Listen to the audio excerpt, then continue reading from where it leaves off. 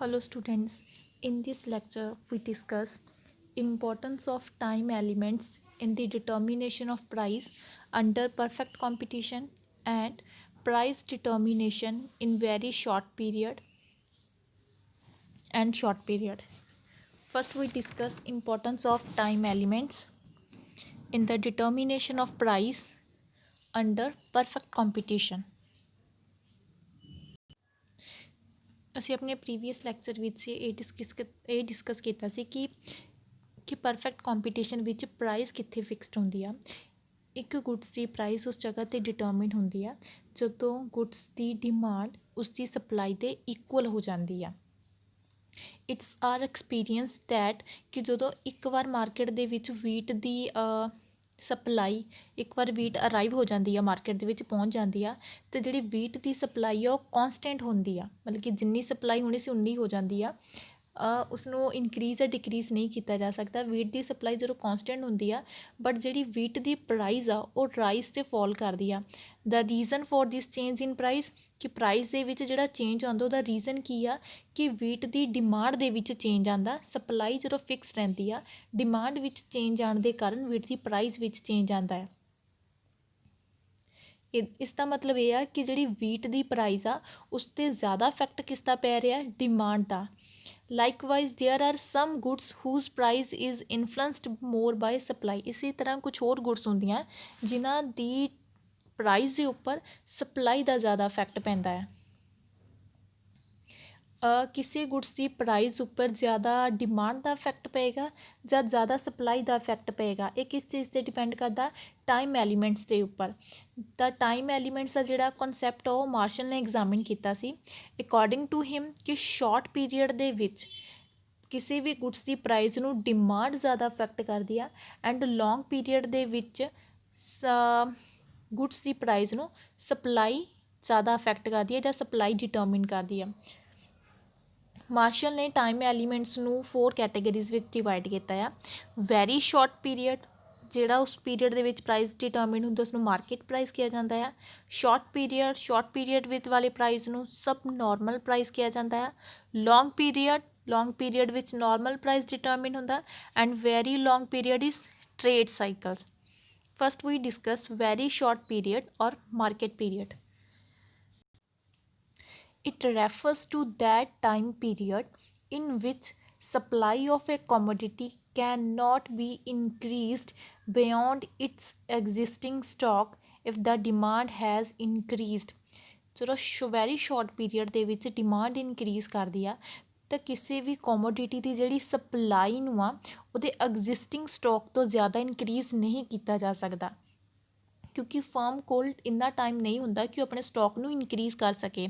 Suppose ਇੱਕ college canteen ਆ, ਉਸਦੇ ਕੋਲ ਸਟਾਕ ਆਫ 100 ਰਸਗੁੱਲਾਸ, 100 ਰਸਗੁੱਲਿਆਂ ਦਾ ਉਸ ਕੋਲ ਸਟਾਕ ਆ। 10 o'clock ਮੰਡੇ ਦੇ ਦਿਨ 10 o'clock ਤੱਕ ਉਸ ਕੋਲ 100 ਰਸਗੁੱਲੇ ਆ, ਠੀਕ ਆ। ਬਟ ਅਗਰ ਕਹਿੰਦੇ ਸਟੂਡੈਂਟਸ ਪਾਰਟੀ ਕਰਨੀ, ਉਹਨਾਂ ਨੇ 11 o'clock ਤੱਕ ਉਹਨਾਂ ਕੋਲ 200 ਰਸਗੁੱਲੇ ਦੀ ਡਿਮਾਂਡ ਆ। ਓਬਵੀਅਸਲੀ ਕੀ ਹੋਏਗਾ ਕਿ ਜਿਹੜਾ ਕੰਟੀਨ ਕੰਟਰੈਕਟਰ ਆ ਉਹ ਕੀ ਆ, ਐਡੀਸ਼ਨਲ ਰਸਗੁੱਲੇਸ ਨੂੰ ਪ੍ਰਪੇਅਰ ਨਹੀਂ ਕਰ ਸਕਦਾ ਵਿਦਿਨ 1 hour। ਉਹ ਕੀ ਹੋਊਗਾ, ਹੈਲਪਲੈਸ ਹੋਏਗਾ, ਅਤੇ ਉਹ ਕੀ ਸਿਰਫ ਕਿੰਨੀ ਸਪਲਾਈ ਕਰ ਸਕਦਾ ਹੈ, ਜਿੰਨੀ ਕਿ ਐਗਜ਼ਿਸਟਿੰਗ ਸਟਾਕ ਹੈਗਾ ਉਸ ਕੋਲ, ਦੈਟ ਇਜ਼ 100 ਰਸਗੁੱਲੇਸ, ਠੀਕ ਹੈ। ਇਸ ਨਾਲ ਕੀ ਆ ਕਿ ਜਿਹੜੀ ਸਪਲਾਈ ਆ ਉਹ ਵੈਰੀ ਸ਼ਾਰਟ ਪੀਰੀਅਡ ਦੇ ਵਿੱਚ ਫਿਕਸਡ ਰਹਿੰਦੀ ਆ ਕਿ 100 ਰਸਗੁੱਲਾ ਜਿਹੜੀ ਸਪਲਾਈ ਉਹ ਫਿਕਸਡ ਆ, ਉਸਨੂੰ ਇਨਕਰੀਜ਼ ਨਹੀਂ ਕੀਤਾ ਜਾ ਸਕਦਾ। So demand plays greater role in the determination of price, ਕਿਉਂਕਿ ਉਹਨਾਂ ਦੀ ਡਿਮਾਂਡ ਜ਼ਿਆਦਾ ਹੈ, ਇਸ ਕਰਕੇ ਡਿਮਾਂਡ ਜ਼ਿਆਦਾ ਹੋਣ ਕਰਕੇ ਉਸਦੀ ਪ੍ਰਾਈਸਿਸ ਵੀ ਜ਼ਿਆਦਾ ਹੋਣਗੇ। ਇਸ ਕਰਕੇ ਜਦੋਂ ਡਿਮਾਂਡ ਸ਼ਾਰਟ ਪੀਰੀਅਡ ਦੇ ਵਿੱਚ, ਵੈਰੀ ਸ਼ਾਰਟ ਪੀਰੀਅਡ ਦੇ ਵਿੱਚ ਜਿਹੜੀ ਡਿਮਾਂਡ ਆ ਉਹ ਪ੍ਰਾਈਸ ਦੇ ਉੱਪਰ ਜ਼ਿਆਦਾ ਅਫੈਕਟ ਕਰਦੀ ਆ। ਦੀ price that comes to prevail in the very short period is called market price. Next is short period. It refers to that period in which supply of a commodity can be increased only up to its existing production capacity if demand has increased। Short period ਉਹ time period ਹੈ ਜਦੋਂ ਜਿਸ ਵਿੱਚ ਅਗਰ demand increase ਕਰਦੀ ਆ ਅਤੇ ਜਿਹੜੀ ਕੋਮੋਡਿਟੀ ਦੀ ਸਪਲਾਈ ਨੂੰ ਆ ਉਸ ਨੂੰ ਅਸੀਂ ਸਿਰਫ ਐਗਜ਼ਿਸਟਿੰਗ ਪ੍ਰੋਡਕਸ਼ਨ ਕੈਪੈਸਿਟੀ ਕਿ ਜਿੰਨਾ ਅਸੀਂ ਪ੍ਰੋਡਕਸ਼ਨ ਕਰ ਸਕਦੇ ਹਾਂ, ਜਿੰਨੀ ਸਾਡੀ ਕੈਪੈਸਿਟੀ ਆ, ठीक है प्रोडक्शन करन दी उन्ना लैवल तक ही असी उसकी सप्लाई कर सकते हैं, उस तो ज़्यादा नहीं कर सकते क्योंकि फर्म्स कोल टाइम नहीं हुंदा कि वो न्यू मशीनस नूं इंस्टॉल करे। Supposing you have a carpet manufacturing mill, if you run your mill for 24 hours कि अगर तुसीं 24 घंटे काम करदे हैं तो तुसीं 10 कारपेट्स नूं प्रोड्यूस करदे एट दैट टाइम। सपोज की डिमांड इनक्रीज़ कर जाती है कारपेट्स की 20 carpets per day for 2 days ਲਈ 2 दिन ਲਈ ਤੁਹਾਡੀ डिमांड कितनी ਵੱਧ गई 20 कारपेट्स ठीक है। बट तुसी की कर सकते जी एडिशनल डिमांड आ उसनों मीट नहीं कर सकते उसनों पूरा नहीं कर सकते बिकॉज जी थोड़ी मैक्सीमम प्रोडक्शन कैपेसिटी कितनी है वो सिर्फ लिमिटेड कितनी है 10 कारपेट्स ओनली आ and you do not have time to install new looms to increase your production। ना ही ਤੁਹਾਡੇ ਕੋਲ ਕੋਈ ਟਾਈਮ ਹੈ ਕਿ ਤੁਸੀਂ ਨਿਊ ਲੂਮਸ ਐਂਡ ਮਸ਼ੀਨਸ ਨੂੰ ਸੈਟਅਪ ਕਰਕੇ ਪ੍ਰੋਡਕਸ਼ਨ ਨੂੰ ਇਨਕਰੀਜ਼ ਕਰ ਸਕੋ। ਦੈਨ ਸ਼ਾਰਟ ਪੀਰੀਅਡ ਦੇ ਵਿੱਚ ਜਿਹੜੀ ਡਿਮਾਂਡ ਆ ਉਹ ਕੀ ਆ ਗ੍ਰੇਟਰ ਰੋਲ ਪਲੇ ਕਰਦੀ ਹੈ ਦੈਨ ਸਪਲਾਈ ਨਾਲੋਂ in the determination of price. Short period ਦੇ ਵਿੱਚ ਜਿਹੜੇ ਪ੍ਰਾਈਸ ਡਿਟਰਮਿਨ ਕੀਤਾ ਜਾਂਦਾ ਆ ਉਸ ਨੂੰ ਸਬ ਨੋਰਮਲ ਪ੍ਰਾਈਸ ਕਿਹਾ ਜਾਂਦਾ ਆ। Next is long period। It refers to that time period in which supply of a commodity can be increased or decreased according to the changed condition of demand। Long period ਦੇ ਵਿੱਚ ਜਿਹੜੀ ਕੋਮੋਡਿਟੀ ਦੀ supply ਨੂੰ ਉਹ increase ਅਤੇ decrease ਕੀਤਾ ਜਾ ਸਕਦਾ ਹੈ according to the condition of demand ਦੇ ਅਕੋਰਡਿੰਗ ਸਪਲਾਈ ਨੂੰ ਚੇਂਜ ਕੀਤਾ ਜਾ ਸਕਦਾ ਹੈ। ਅਗਰ ਲੌਂਗ ਪੀਰੀਅਡ ਦੇ ਵਿੱਚ ਡਿਮਾਂਡ ਇਨਕਰੀਜ਼ ਕਰਦੀ ਆ ਅਤੇ ਸਪਲਾਈ ਨੂੰ ਵੀ ਇਨਕਰੀਜ਼ ਕੀਤਾ ਜਾ ਸਕਦਾ by installing new machines new firms can enter the industry. New firms enter ਕਰ ਸਕਦੀਆਂ ਇੰਡਸਟਰੀ ਦੇ ਵਿੱਚ ਲੌਂਗ ਪੀਰੀਅਡ ਦੇ ਵਿੱਚ। ਅਗਰ ਡਿਮਾਂਡ ਘੱਟ ਜਾਂਦੀ ਆ ਅਤੇ ਜਿਹੜੀਆਂ ਸਮ ਫਰਮਸ ਕੀ ਕਰਨਗੀਆਂ ਪ੍ਰੋਡਕਸ਼ਨ ਕਰਨਾ ਬੰਦ ਕਰ ਸਕਦੀਆਂ ਲੌਂਗ ਪੀਰੀਅਡ ਦੇ ਵਿੱਚ। ਇਸ ਤਰ੍ਹਾਂ ਲੌਂਗ ਪੀਰੀਅਡ ਦੇ ਵਿੱਚ ਜਿਹੜਾ ਜ਼ਿਆਦਾ ਇਫੈਕਟ ਪੈਂਦਾ ਆ ਪ੍ਰਾਈਸ ਦੇ ਉੱਪਰ ਦੋਨੋਂ ਸਪਲਾਈ ज़्यादा इफैक्ट सप्लाई का पैंदा है दैन डिमांड नालों। Price that comes to prevail in the long period is called normal price. Next is very long period. It refers to that time period in which basic changes can be affected both in demand and supply. Very long period ਦੇ ਵਿੱਚ ਜਿਹੜੀ basic changes ਹੁੰਦੀ ਉਹ supply ਅਤੇ demand ਦੋਨਾਂ ਨੂੰ affect ਕਰਦੇ ਆ। ਡਿਮਾਂਡ ਨੂੰ ਅਫੈਕਟ ਕਰਦੇ ਆ ਲਾਈਕ ਸਾਈਜ਼ ਆਫ ਪਾਪੂਲੇਸ਼ਨ ਹੋ ਸਕਦਾ ਵੈਰੀ ਲੌਂਗ ਪੀਰੀਅਡ ਦੇ ਵਿੱਚ ਚੇਂਜ ਹੋ ਜੇ। ਟੇਸਟ ਐਂਡ ਹੈਬਿਟ ਚੇਂਜ ਹੋ ਸਕਦੀ ਹੈ ਕੰਜ਼ਿਊਮਰਸ ਦੀਆਂ। ਸੇਮ ਉਸ ਤਰ੍ਹਾਂ supplies is influenced by change in the techniques of production new invention etcetera. Very long period ਵਿੱਚ ਜਿਹੜੀ ਪ੍ਰਾਈਜ਼ ਡਿਟਰਮਿਨ ਕੀਤੀ ਜਾਂਦੀ ਹੈ ਉਸਨੂੰ ਸੈਕੂਲਰ ਪ੍ਰਾਈਸ ਕਿਹਾ ਜਾਂਦਾ ਹੈ। Next is difference between short period and long period। First difference is short period ਦੇ ਵਿੱਚ ਅਗਰ ਤੁਸੀਂ ਸਪਲਾਈ ਨੂੰ ਇਨਕਰੀਜ਼ ਕਰਨਾ ਜਾਂ ਚੇਂਜ ਕਰਨਾ ਤੁਸੀਂ ਵੇਰੀਏਬਲ ਫੈਕਟਰਸ ਆਫ ਪ੍ਰੋਡਕਸ਼ਨ ਨੂੰ ਚੇਂਜ ਕਰਕੇ ਹੀ ਚੇਂਜ ਕਰ ਸਕਦੇ ਹੋ ਕਿਉਂਕਿ ਫਿਕਸਡ ਫੈਕਟਰਸ ਨੂੰ ਚੇਂਜ ਨਹੀਂ ਕੀਤਾ ਜਾ ਸਕਦਾ ਸ਼ਾਰਟ ਪੀਰੀਅਡ ਦੇ ਵਿੱਚ।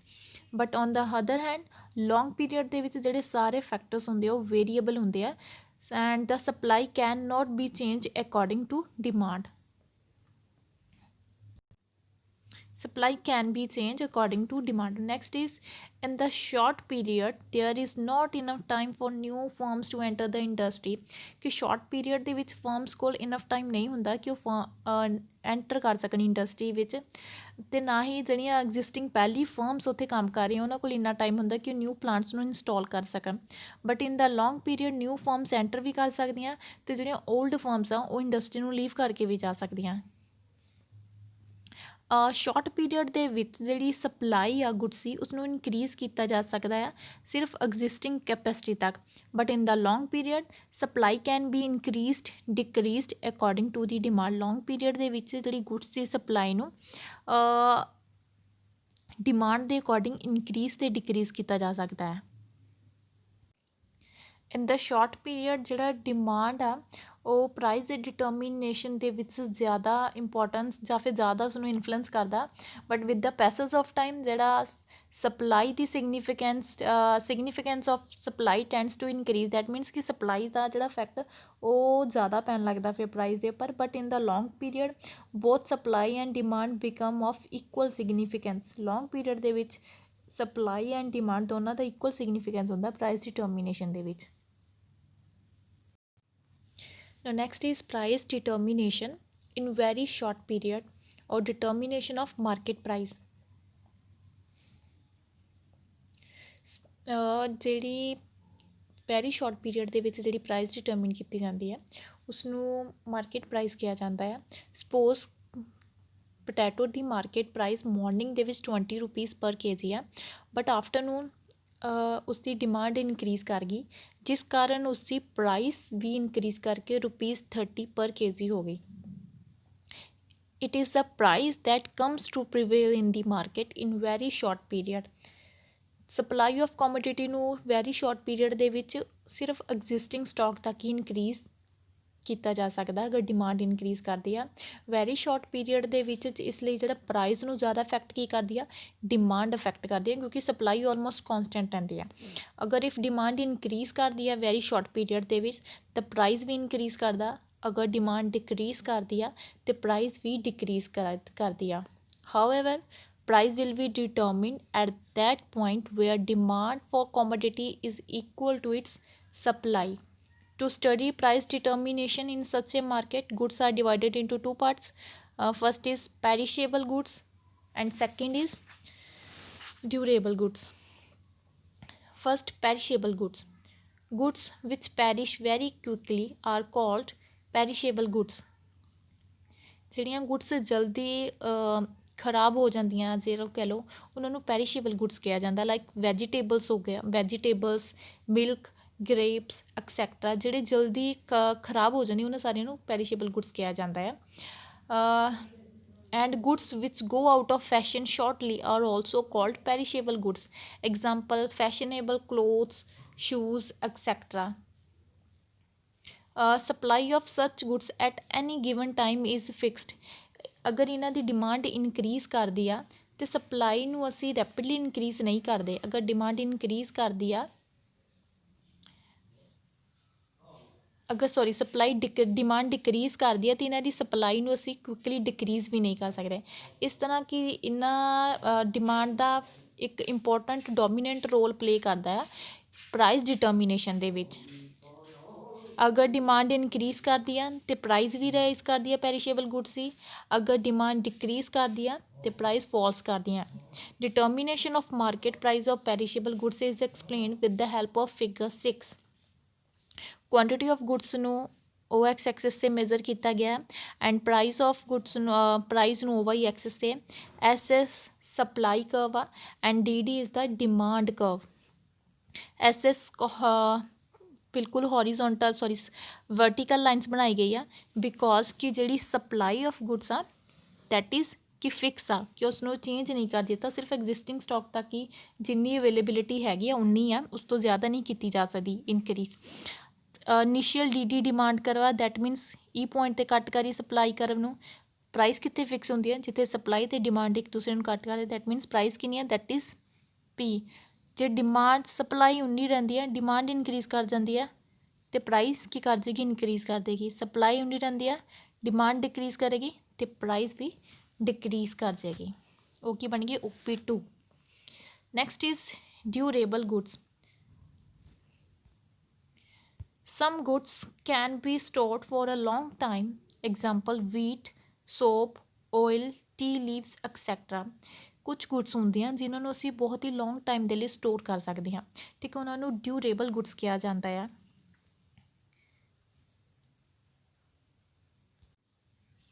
ਜਿਹੜੀਆਂ ਫਰਮਸ ਆ ਇਹਨਾਂ ਗੁੱਡਸ ਨੂੰ, ਇਹਨਾਂ ਪ੍ਰੋਡਕਟ ਨੂੰ ਰਿਜ਼ਰਵ ਪ੍ਰਾਈਸ ਉਸ ਤੋਂ ਜ਼ਿਆਦਾ ਉੱਪਰ ਹੀ ਸੇਲ ਕਰਦੀਆਂ। ਅਗਰ ਰਿਜ਼ਰਵ ਪ੍ਰਾਈਸ ਤੋਂ ਉਹਨਾਂ ਦੇ ਪ੍ਰੋਡਕਟ ਦੀ ਪ੍ਰਾਈਸ ਘੱਟ ਆ ਤਾਂ ਉਹਨਾਂ ਆਪਣੇ ਪ੍ਰੋਡਕਟ ਨੂੰ ਸੇਲ ਕਰਨ ਦੀ ਜਗ੍ਹਾ ਉਹ ਕੀ ਕਰ ਲੈਂਦੀਆਂ, ਉਹਨਾਂ ਆਪਣੇ ਡਿਊਰੇਬਲ ਗੁੱਡਸ ਨੂੰ ਸਟੋਰ ਕਰਨਾ ਜ਼ਿਆਦਾ ਪ੍ਰੈਫਰ ਕਰਦੇ ਆ ਅਤੇ ਉਸ ਟਾਈਮ ਤੱਕ ਉਹ ਸਟੋਰ ਕਰਦੇ ਆ ਕਿ ਉਸ ਟਾਈਮ ਦੀ ਵੇਟ ਕਰਦੇ ਕਿ ਜਦੋਂ ਡਿਮਾਂਡ ਇਨਕਰੀਜ਼ ਕਰੇਗੀ ਉਹਨਾਂ ਦੀ ਪ੍ਰੋਡਕਟ ਦੀ ਤਾਂ ਪ੍ਰਾਈਸ ਕੀ ਹੋਏਗੀ, ਮੂਵ ਅਪਵਰਡ ਹੋਏਗੀ, ਮਤਲਬ ਕਿ ਇਨਕਰੀਜ਼ ਕਰੇਗੀ।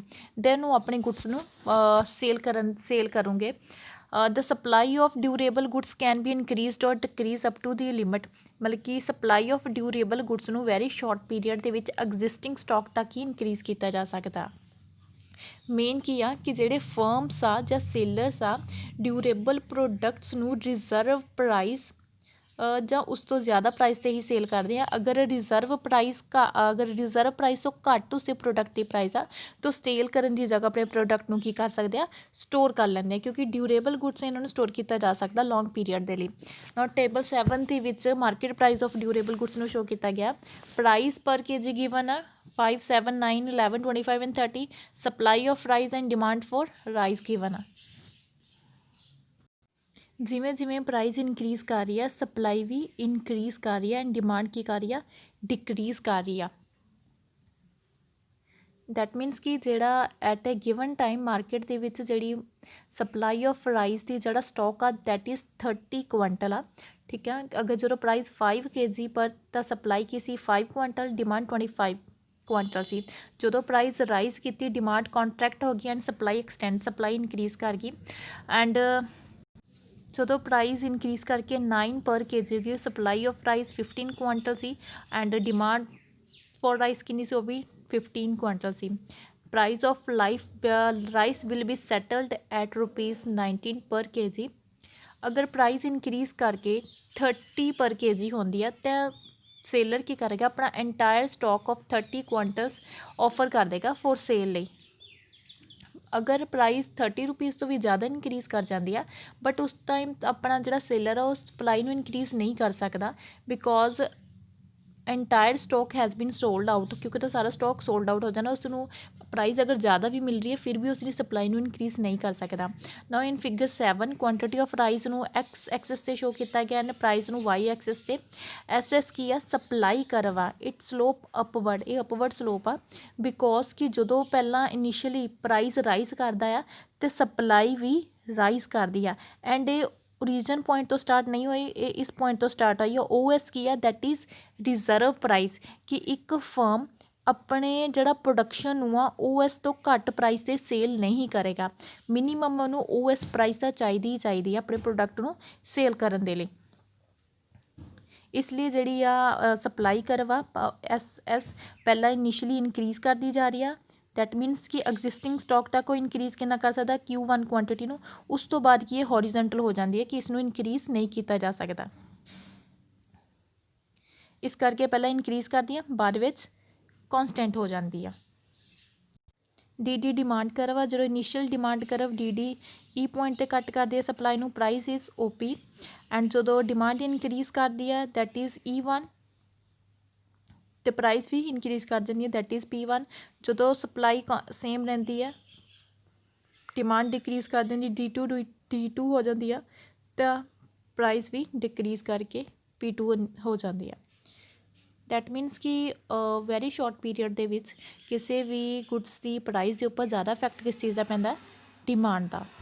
Next is price determination in short period or determination of subnormal price. The subnormal price is the price which is determined in the short period. Short period ਦੇ ਵਿੱਚ ਇੱਕ industry ਆਪਣੀ supply ਨੂੰ increase ਕਰ ਸਕਦੀ ਆ ਕਿ ਇੱਕ ਫਰਮ ਦੀ ਕਿੰਨੀ ਐਗਜ਼ਿਸਟਿੰਗ ਕਪੈਸਿਟੀ ਆ ਪ੍ਰੋਡਕਸ਼ਨ ਕਰਨ ਦੀ। ਫਿਗਰ 8 ਦੇ ਵਿੱਚ OX ਐਕਸਿਸ 'ਤੇ ਕੁਆਂਟਿਟੀ ਐਂਡ OY ਐਕਸ 'ਤੇ ਪ੍ਰਾਈਸ ਮੇਜ਼ਰ ਕੀਤਾ ਗਿਆ। SS ਸਪਲਾਈ ਕਰਵ ਆ ਜੋ ਕਿ ਅਪਵਰਡ ਸਲੋਪ ਆ। DD ਡਿਮਾਂਡ ਕਰਵ ਆ। Original demand curve DD supply curve ਨੂੰ E ਪੁਆਇੰਟ 'ਤੇ ਕੱਟ ਕਰਦੀ ਆ, ਪ੍ਰਾਈਸ ਕੀ ਫਿਕਸ ਹੁੰਦੀ ਆ P and quantity is Q। ਜਦੋਂ ਡਿਮਾਂਡ ਇਨਕਰੀਜ਼ ਕਰਦੀ ਆ ਅਤੇ ਜਿਹੜੇ ਫਰਮ ਆਪਣੀ ਐਗਜ਼ਿਸਟਿੰਗ ਪ੍ਰੋਡਕਸ਼ਨ ਜਿੰਨੀ ਕਪੈਸਿਟੀ ਹੈਗੀ ਉਸ ਨੂੰ ਇਨਕਰੀਜ਼ ਕਰਦਾ ਦੈਟ ਇਜ਼ Q1। ਅਤੇ ਡਿਮਾਂਡ ਜਦੋਂ ਇਨਕਰੀਜ਼ ਕਰਦੀ ਹੈ ਅਤੇ ਪ੍ਰਾਈਸ ਵੀ ਇਨਕਰੀਜ਼ ਕਰਦੀ ਹੈ ਅਤੇ ਪ੍ਰੋਡਕਸ਼ਨ ਵੀ ਇਨਕਰੀਜ਼ ਕਰਦਾ। ਜਦੋਂ ਡਿਮਾਂਡ ਡਿਕਰੀਜ਼ ਕਰਦੀ ਆ ਅਤੇ ਪ੍ਰਾਈਸ ਵੀ ਡਿਕਰੀਜ਼ ਕਰ ਜਾਂਦੀ ਆ। ਦੈਟ ਮੀਨਸ ਕਿ ਇਨ ਸ਼ੋਰਟ ਪੀਰੀਅਡ ਦੇ ਵਿੱਚ ਵੀ ਕਿ ਜਿਹੜਾ ਪ੍ਰਾਈਸ ਡਿਟਰਮੀਨੇਸ਼ਨ ਨੂੰ ਜ਼ਿਆਦਾ ਇਨਫਲੂਐਂਸ ਕੌਣ ਕਰਦਾ ਆ, ਡਿਮਾਂਡ ਜ਼ਿਆਦਾ ਇਫੈਕਟ ਕਰਦੀ ਹੈ ਐਜ਼ ਕੰਪੇਅਰ ਟੂ ਸਪਲਾਈ। ਕਿ ਜੇ ਅਗਰ ਡਿਮਾਂਡ ਜ਼ਿਆਦਾ ਹੋਏਗੀ ਤਾਂ ਪ੍ਰਾਈਸ ਵੀ ਜ਼ਿਆਦਾ ਹੋਏਗੀ, ਅਗਰ ਡਿਮਾਂਡ ਘੱਟ ਹੋਏਗੀ ਤਾਂ ਪ੍ਰਾਈਸ ਵੀ ਘੱਟ ਹੋਏਗੀ।